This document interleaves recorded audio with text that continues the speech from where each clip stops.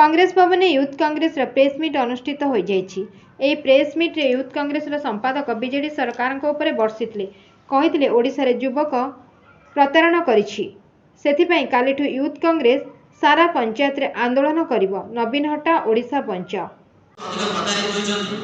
युवक माने पथभ्रष्ट होइछन्ति एवं युवक मान पाखरे नियुक्ति नै, सेथिपई युवक माने सेमानकर डिग्री थिबा सत्वे सेमाने कोटी दादन हटिया जाउछन्ति। प्रति वर्ष 2 लाख युवक मान चाकरी देवा ପାଇଁ प्रतिश्रुति ଦେଇଥିଲେ, କିନ୍ତୁ ଆଜି 24 वर्ष मध्ये 48 जन नियुक्ति देवा କଥା।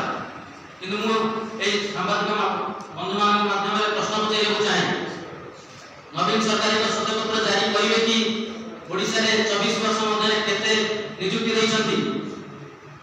ता सहित केंद्र थिबा मोदी सरकार से बहुत बड़ बड़ कथा कहले, समस्त जानिछन्ति से एक जुमला सरकार।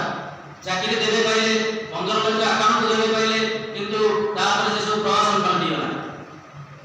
आपण माने जानନ୍ତି हमर प्रिय नेता सारा देशर युव मानस प्रतीक राहुल गांधी जी वर्तमान भारत जोड़ यात्रा अच्छा।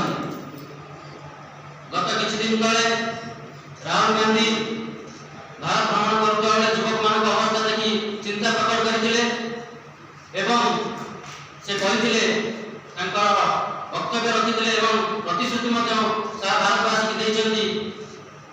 कांग्रेस क्षमता को फेरिले युवक मानकर